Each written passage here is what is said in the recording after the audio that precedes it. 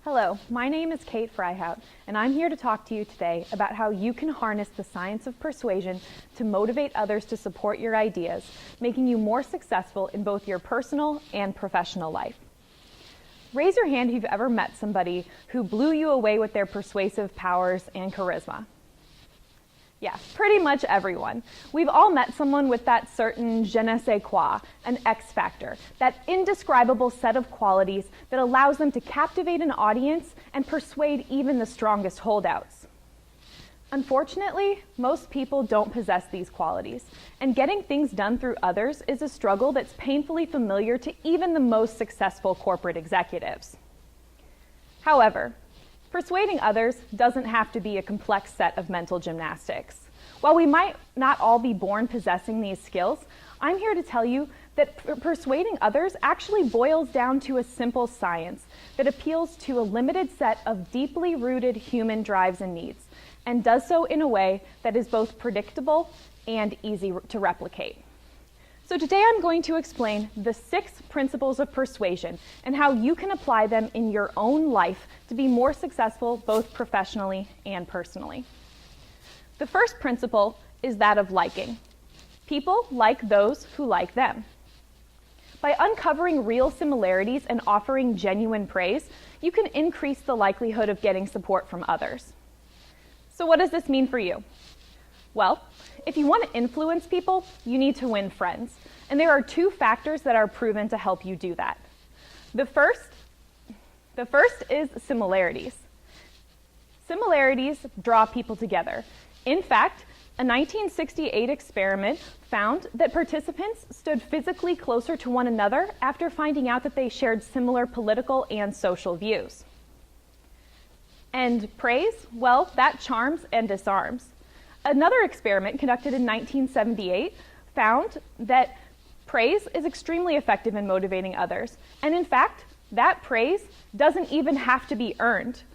They actually found that the men liked people more who praised them, even if those comments were untrue.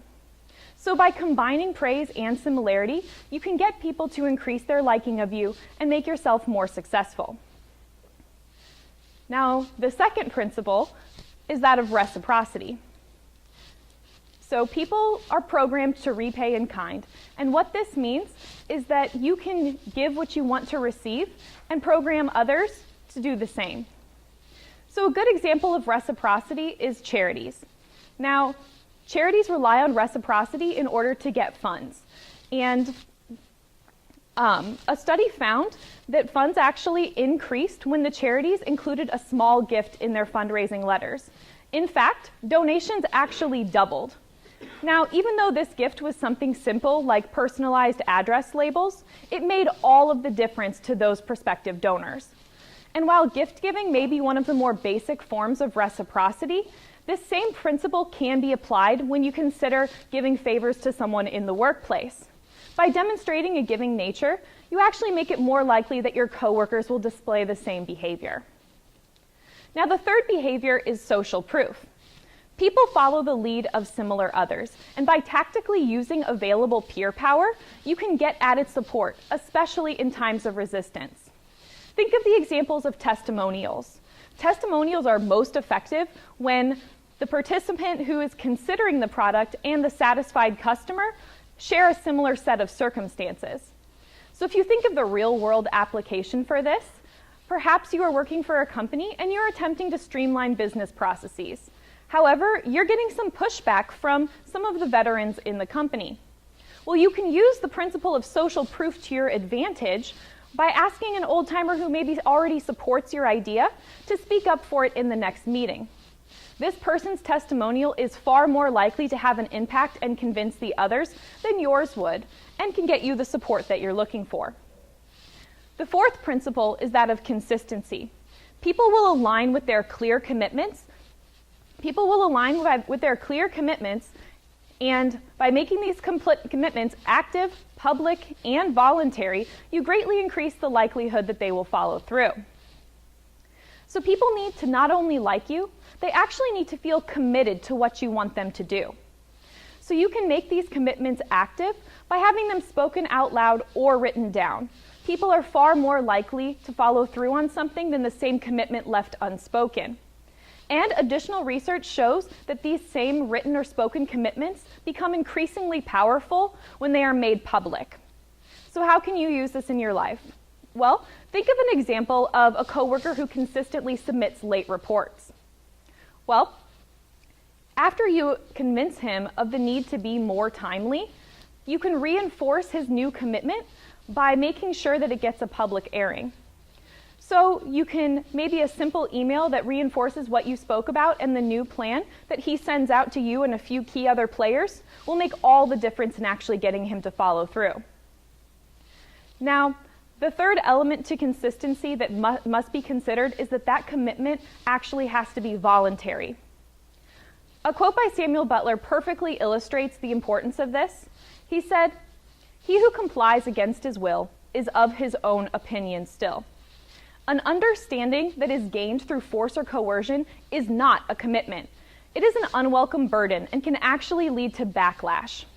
So what this means for you is that you need to avoid threats or scare tactics in order to get compliance, but instead try to identify an approach that actually focuses on something that the person truly values.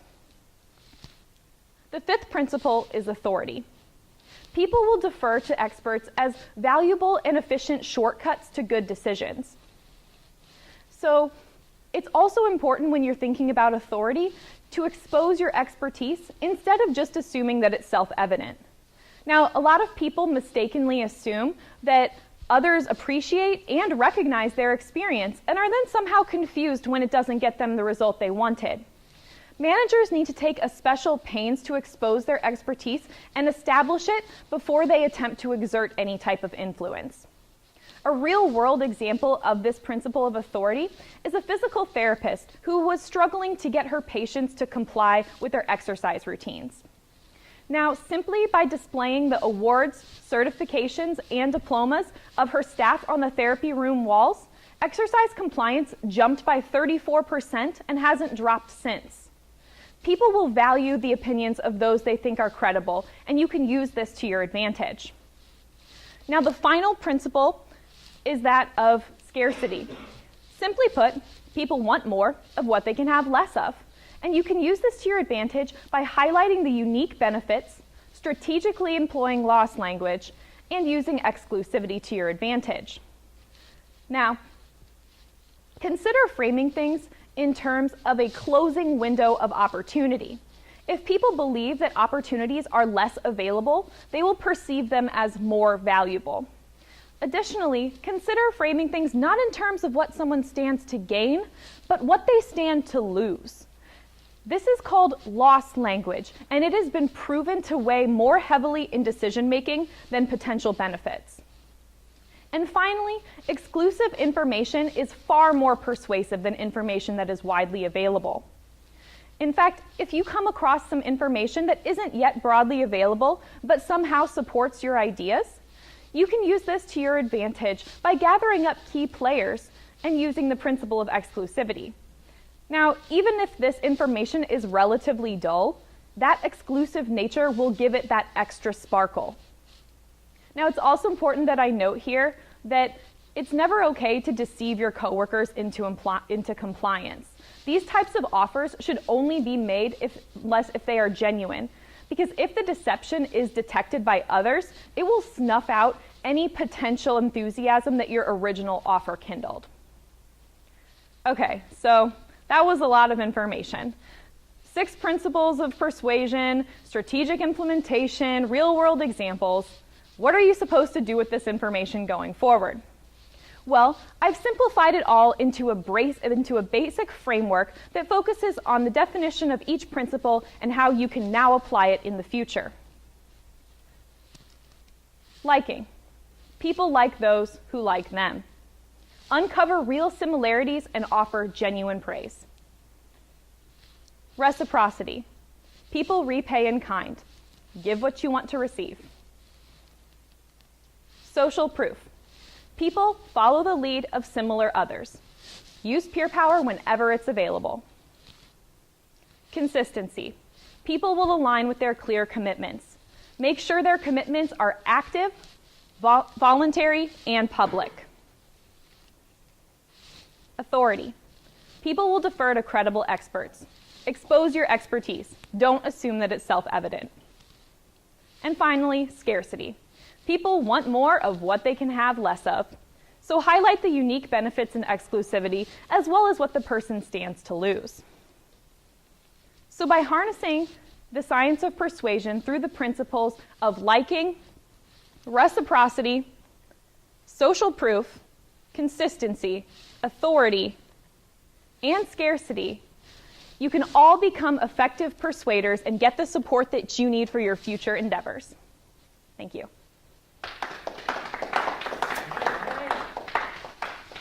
So as we've done before, tell us what you were intending to work on. Okay, so I guess the feedback that that really struck me when we first did our speech was the fact that my point was not conveyed to the audience at all, and that they didn't really take away anything that they needed to remember. And so I kind of touched on that a little bit in my paper. Basically, I'd never really, I'd always just assumed that everyone in the audience wanted to hear the information that I had, and they were going to listen, and I never even thought that maybe they would just stop listening and that it wasn't worthwhile. So I really wanted to take that perspective of how I could try to keep everything as interesting and relevant as possible to really communicate the value side of the VDEC. And in my presentation, as you can see, I had a lot of information that I had to get through, so that was sort of like a real challenge in presenting that information without, when you've got 3 principles or 4 maybe, but 6, it's okay, well at 3 everyone's ready to be done. So I wanted to try to keep, by giving real world examples with each experience, to keep everybody interested, and then I wanted everyone to walk away with the most essential elements, which is why I broke it down into that last part again, because by the time you get through all that information, you're sort of well, what did we talk about 7 minutes ago, because it was so dense. So the value side was really what I focused on, and then also vocal modulation, because I was really flat in almost all my speeches, and hopefully it came across a little better this time. So those were my things. Great. Thanks, Kate. Yeah. Feedback, Kate. Focus on effective. What worked? Yeah. Great eye contact. Thank you. Yeah. Je ne sais quoi. And people want more what they can only have less of. I'm taking that. Yeah. That is perfect. Yep. That is absolutely fantastic. Thank you. I was amazed that you were able to convey so much content in such a seamless manner. I mean, that was really a lot of information you packed in there. So the fact that you were able to, do it without stuttering or recalling, and you still focus on your voice and all that was amazing. Thank you. I think you guys saw a little bit that I was anytime they would move me, I was oh God, don't think about moving, because otherwise you're going to lose everything you're saying. Go. I like a lot as well, the amount of information you were able to provide, and also especially the slides were kind of neat and compelling to the information you were usually providing. Thank you. I think the last slide was very effective, because by the time you had come to the 6th, I had forgotten what the other you were. And I'm amazed at your ability to remember so much. So I wish you not taking the notes so that I don't have to. Well, I had to, because all of my feedback from you guys, all you guys said was don't look at your notes and make eye contact. So I knew if I had the notes that I would have the same problem at the end. So, so I took it to the next level.